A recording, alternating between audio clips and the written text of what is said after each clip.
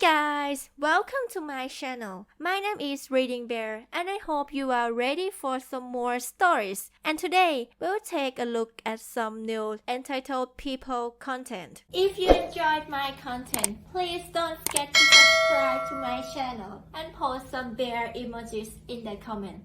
And now, let's dive right into the stories. The first story is titled, "Neighbor blocked my garage and thinks he owns my property. I got him sent to jail." Disputes over parking spots are a common issue where I live. My city is a busy one. There are tons of old houses and limited parking with lots of businesses nearby that attract customers, which makes finding parking even more difficult sometimes. Lately, tensions have been high on my block with the other residents. A few weeks ago, there was a fight between two women over a parking spot.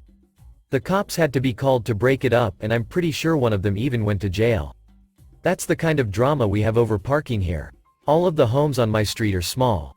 I live in one that actually has a garage, but I use it as an office because my house doesn't have much space to accommodate. I have recently grown frustrated with trying to find a spot that is near my house. Sometimes I have to park a whole block over and walk home with all my groceries. My neighbor has taken to putting up traffic cones or lawn chairs on the street in front of my house in order to reserve a spot for himself. I'm pretty soft-spoken and I really want to avoid trouble with people. Not to mention the guy is a little rude and scary, and I don't know what he would do if I ever decided to stand up to him. I guess you could say I'm a bit of a chicken. Anyway, where we live the winters can be harsh. It was that time of year and I spent most of last winter having to trek way too far in the snow thanks to the scarce parking situation on my street. I was also sick of several residents putting chairs, trash cans, bikes, whatever they can to hold their parking spot. Especially my neighbor. I mean, he was taking the spot that was directly in front of my garage. His wife or girlfriend also had a car and always kept trash bags and other stuff in the way so that she could have a place to park, yet I'm not allowed to have the place right in front of my house. I made an attempt to say something late in the fall. I worked up the courage to ask him one morning while he was warming up their vehicles, in front of my house, if he could possibly stop leaving items in the parking spots so that I can't use them sometimes too. I often get home before him and would usually get to park there if he didn't keep it obstructed. He basically told me to kick rocks in meaner words and laughed at me. He also made jokes about how I was a sissy and that he didn't have to do anything that a scared little man like me would ask of him. Clearly, I found this offensive and became angry. When I tried to show this, he decided that he would intimidate me by getting in my face and making threats. He was shouting and was so close that we could probably kiss. I became panicked. I'm not used to this type of confrontation and quickly went back inside to the safety of my home. After my attempt at confronting my neighbor, he started going out of his way to personally bully me. He began leaving bags of dog feces in my mailbox or on my front door. He stole more than one dinner of mine right after it had been delivered on my doorstep. I actually installed cameras so that I could try and prove that he was stealing from me and blocking parking spaces. One day, a miracle happened. He forgot to put up his cones and I parked in front of my house. This was probably the first time in almost 6 months that I had gotten to park there. I was so happy, plus I had tons of stuff to carry in, so it was like Christmas. When I went outside the next morning to leave for work, I walked out to see my car covered in trash. Like several bags of trash had been ripped open and dumped all over my car. It was cold out too, so some of the liquids had frozen to my exterior and the windshield, making it really difficult to clean off and see in order to drive. I also noticed that the car in front of mine, the girlfriend's vehicle, was parked so close to mine that they were almost touching bumpers. I couldn't even get out of the spot without having to make a 40-point turn. It was a giant mess. I was late to work. I had to have the car washed and I barely made it out without hitting one of the vehicles behind me or in front of me. I'm sure that was his point. He was probably hoping I'd accidentally bump the girlfriend's car so that he could try and sue me for damages. What an asshole. When I got home that evening, after walking almost 2 blocks to my house, I decided to check the cameras.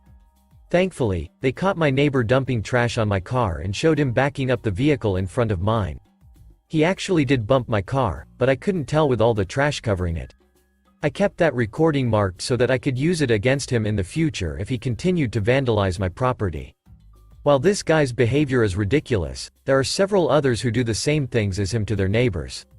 As a matter of fact, A lady a few doors down from me has been having issues with her neighbors using her trash cans and blocking several parking spaces for themselves. She is older and can't walk well, so having a close parking space is important for her. They don't care. She ended up selling her car and now she just has a family member take her to places when she needs to leave. This may be an option for her but isn't for me. Plus, her neighbors should have some more respect for her and the age that she is. But of course, no one seems to care about anyone but themselves anymore. I've lived here for almost 8 years, and I can't believe how bad it's gotten with the parking spot possessiveness and bullying. It's a shame how people act nowadays. A few more weeks have passed and it's snowing now. And I mean snowing. Almost a foot covered the ground just overnight. I started my day as usual, walked to my spot that was a mile away and went to work. On my way home, there was a winter storm. It was getting bad again and they had just plowed the streets. Parking spots were even more limited with snow occupying so much space. But, like usual, there were several traffic cones in the space in front of my house. It was snowing so badly, and I was so sick of this that I stopped the car, moved the cones and parked in the spot. I didn't care what consequences there were, unless he tried to kill me or something, and that would be bad. I had decided that I wasn't going to take his shit anymore and I was moving his cones. First come first serve, damn it. That afternoon, the boyfriend must have come home from work and saw that his parking spot was gone. It didn't take but a few minutes before there was an intense banging on my door. There was no way someone's hand made that noise. It could only have come from someone using an object to pound on my front door. It was kind of scary. He went on for about 30 seconds to a minute, very loud and aggressive, pounding on the door and screaming profanities about me being a bitch. Not only did he riddle my door with dents and holes, but he proceeded to bash my bumpers with the same metal rod. He also took trash and dumped it on my car again. He went out of his way to pour cans of soup onto the hood and windshield, knowing that it would be an impossible mess to deal with in the morning on top of the snow and ice. I could see all of this happening from my window, painfully watching as he vandalized my property again, knowing that it's safer to just stay in my house and witness this tragedy. He saw me watching him through the window and began cursing me out and throwing snow and trash at me through the glass. Thankfully nothing broke and I was still safe inside. I did end up calling the police. I was really unsure about it at first but decided to anyway. I was tired of being bullied and feeling terrorized by this jerk. The authorities came and watched my videotape. There is no denying what happened. They could see the evidence for themselves. The police walked next door and quickly arrested him. He did resist, which ended up with him being thrown shirtless and face first into the snow with a large man on his back. He cursed and screamed and said that he didn't do anything, but that's just because he didn't realize I had installed cameras to catch his shitty behavior on tape. Which I am so glad I did. That was one of the smartest things I had probably ever done. My jerk-off of a neighbor was released from jail not too long after, but he and his girlfriend were ordered to move away from me after I filed a restraining order. Plus, he had to pay fees for vandalizing my property multiple times, which was well deserved. He never spoke to or bothered me again, which was totally fine by me. The next story is titled, "'Cause me hassle on moving out? I'll cause you 50 grand in home repairs." So, this story happened a few years ago when I was still new and ignorant to renting apartments. My landlord was a right piece of work, and violated so many laws. But again, I was new to the whole thing, he knew that, and took advantage of my ignorance. I had lived in one place which I really enjoyed, and signed a renter's agreement with the landlord, and then after 2 months, he said I had to leave because I made too much money. I loved this place I had, and was paying a very decent rent, but he said not to worry, that he owned another building that had an available apartment in it I could move into. Begrudgingly I made the move over there. It wasn't as nice of a place by far, though still had the same number of rooms, a bedroom, and smaller office, so I figured I couldn't complain, and he charged me the same rent, though I never signed anything for this place. He just literally switched keys with me. This new place was kind of gross though, cracks in the wall, black mold growing in certain corners, the bathroom door literally didn't close, the radiator leaked water, and the toilet, well, let's just say it wasn't the same color on the inside as it was on the outside. As the months went on, I began to notice things were different when I'd come back from work. Sometimes it would just be, did I leave those papers like that, to there's muddy footprints here. I figured out he'd been coming in my place when I wasn't around. That was the last straw, and with the support of my boss, who was also my really good friend, I began looking for a new place with a different landlord. I finally did and told my boss I was unsure if I should put in notice or what. He asked if signed a lease or papers or anything for that place.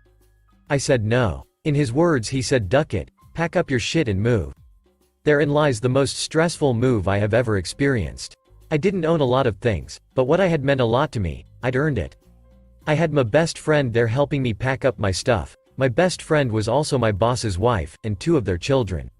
We got through a small amount of loading things up when Mr. Asshat landlord got tipped off. He then kicked my friend off his property, and told me that if I left the apartment, he would change the locks, and not let me back in. Keep in mind, this is not before the end of the month, and I had already paid for the entire month.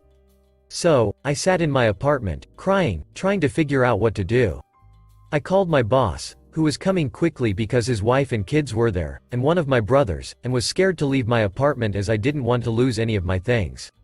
After my reinforcements came, the landlord backed off, and I quickly got all of my important things out of there, though I made sure someone was always inside the apartment at all times. Before leaving, however, I took some quick pictures of the mold, and cracks, and other disgusting things around my place. A few days after settling into my new place, I went to the city hall and the health and safety board and showed them the pictures. Turns out they were just as interested in them as I was. Nearly a year later I ran across one of my old neighbors from inside the building. An older lady that had lived just below me. We made quick pleasantries, and then she asked me if I'd heard what happened after I left. I said no, as my new place was in the next town over, so I didn't even frequent the neighborhood anymore. Apparently, thanks to the lovely pictures I sent in, my landlord was investigated, and was forced to do just over $50,000 worth of repairs on the building. The last story is titled, "Do you want to take too much money from my flat deposit?" We'll see about that. Like most of the stories here, this one happened several years ago. This happened in London, where I was just 1 year after graduation, trying to save anything from my salary while living in this super expensive city. With my flatmate we decided to live with one more friend and move to a bigger apartment. We were renting this property for a year, and our lease was finishing, so timing was perfect. Like most of properties in London, this was let by the agency, so whole process was very professional. Before we moved in full, very detailed inventory check of the house was prepared. After we moved out, same company did once again, to allow for any deductions from the deposit.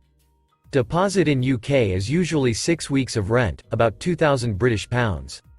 Quite a substantial amount for a poor young professionals like us. 3 weeks after we moved out, we were still waiting to receive our deposit.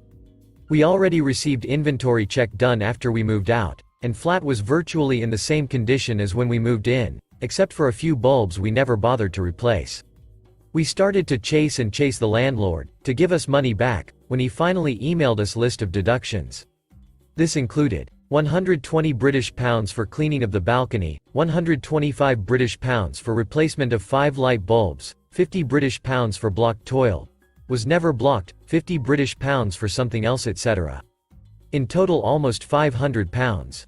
We asked landlord for receipt for items like bulbs as prices he quoted were crazy. We also argued that he cannot charge things like dirty balcony, as we left it in the same condition as it was when we moved in, and we have a proof report done by an external company he chose. He was very stubborn, didn't want to discuss it, and just didn't give us back this money. Luckily for us, UK tenants are very well protected. Every deposit has to be registered in one of 3 deposit protection schemes, and if one disagrees with landlord on such deductions, there is an arbitration procedure where deposit protection schemes decided what is the right deduction amount. Given that landlord didn't want to negotiate, I notified landlord we will dispute it via the scheme. Issue was, I could never find a registration document for the deposit, which should have been provided to us when we moved in. I was afraid I lost it. For 2 weeks I was asking landlord to provide me the details of the deposit registration, until finally I called all 3 deposit schemes. It turned out, our landlord actually never registered the deposit. Scared we might lose all the money, I researched the topic, and it turns out not registering the deposit is a very serious violation by landlord, punished with a fine of 3 times the amount of due deposit. Next day, I filed the small claims court case against the landlord for over £8,000, 3 times £2,000 penalty, all deposit remaining, court fees etc. 3 days after angry landlord called me and started to swear and shout saying how do I dare to sue him and that I will pay for this dearly.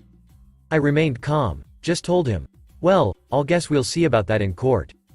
2 days later, we received a call from agency who rented the flat, saying that landlord would like to settle. Which we did, as we got all the money back and then some more for inconvenience. We didn't ask for full penalty amount, though thinking now, we probably should've. Thanks for listening.